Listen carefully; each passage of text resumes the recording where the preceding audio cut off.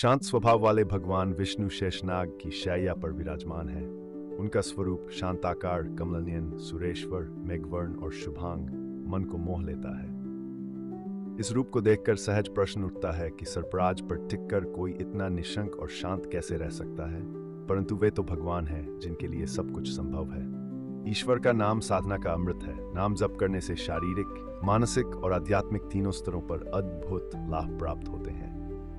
इसी तथ्य को हम आज एक पौराणिक कथा के माध्यम से समझेंगे। कृपया अंत तक वीडियो अवश्य देखें और चैनल को सब्सक्राइब करना ना भूलें। आरंभ करते हैं। आजकल लोग अपने दुख दर्द भुलाने के लिए नशे या मद्यपान का सहारा लेते हैं, किंतु यह स्थायी समाधान नहीं है। दुख के निवारण का सच्चा उपाय है भगवान का नाम स्मरण। एक समय की बात है, वैकुंठ धाम में देवर्षि नारद भगवान विष्णु के पास पहुंचे। उन्होंने निवेदन किया, हे प्रभु, मैं आपके नाम की महिमा को जानना चाहता हूं। भगवान ने कहा, यदि नाम की वास्तविक शक्ति समझनी है तो मृत्यु लोक जाओ और किसी प्राणी के समक्ष मेरा दिव्य नाम उच्चारण करो। नारद जी पृथ्वी लोक आए। उन्होंने देखा कि एक छोटा कीड़ा रेंग रहा है। नारद जी ने उसके सम्मुख भगवान का पावन नाम लिया। उसी क्षण कीड़े ने प्राण त्याग दिए।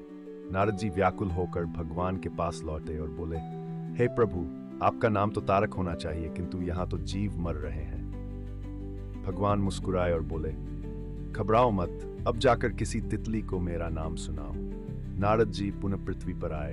एक पुष्प पर तितली आनंद से बैठी थी। उन्होंने नाम जप किया और तितली भी तत्क्षण प्राण छोड़ गई। नारद जी और अधिक दुखी होकर भगवान के पास पहुंचे। भगवान ने कहा, इस बार किसी हिरण के शावक के कान में मेरा नाम सुनाओ।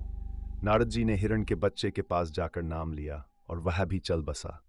अब तो नारद जी का मन भारी हो उठा। वे भगवान से बोले, हे प्रभु, यह कैसी लीला है? आपके नाम से तो सबका कल्याण होना चाहिए। भगवान ने समझाया, उशीवर, यह रहस्य तुम शीघ्र ही जानोगे। एक बार और पृथ्वीलोक में जाओ और किसी नवजात बछड़े को मेरा नाम सुनाओ। अनिच्छा से नारद जी धरती पर आए। उन्होंने एक बछड़े को प्रसन्नता से दूध पीते देखा। उन्होंने नाम जपा और बछड़ा भी वही गति को प्राप्त हुआ। नारद जी भयभीत होकर तुरंत भगवान के पास लौटे। बोले, बस प्रभु, अब मुझसे ये परीक्षा न लें। आपका नाम तो प्राण हर लेता है। मैं और अपमानित नहीं होना चाहता। भगवान ने शांत स्वर में कहा, नारद, धैर्य रखो, अब मनुष्य पर नाम का प्रभाव देखो। काशी नरेश के घर अभी अभी पुत्र जन्मा है। जाकर उसके कान में मेरा नाम सुनाओ। हे प्रभु, यदि शिशु भी मर गया तो लोग मुझे पापी ठहराएंगे। भगवान ने आश्वस्त किया और कहा, निश्चिंत रहो, इस बार तुम सच्चाई जान पाओगे। नारद जी काशी पहुंचे। महल में उत्सव हो रहा था। राजा ने देवर्षि का स्वागत किया। महर्षि, कृपया हमारे पुत्र को आशीर्वाद दें। नारद जी भारी मन से शिशु के समीप गए। उसके कान में दिव्य नाम फुसफुसाए, नारायण नारायण। अचानक शिशु ने बोलकर नारद जी को प्रणाम किया। नारद जी चकित रह गए। बालक, तू बोल कैसे रहा है?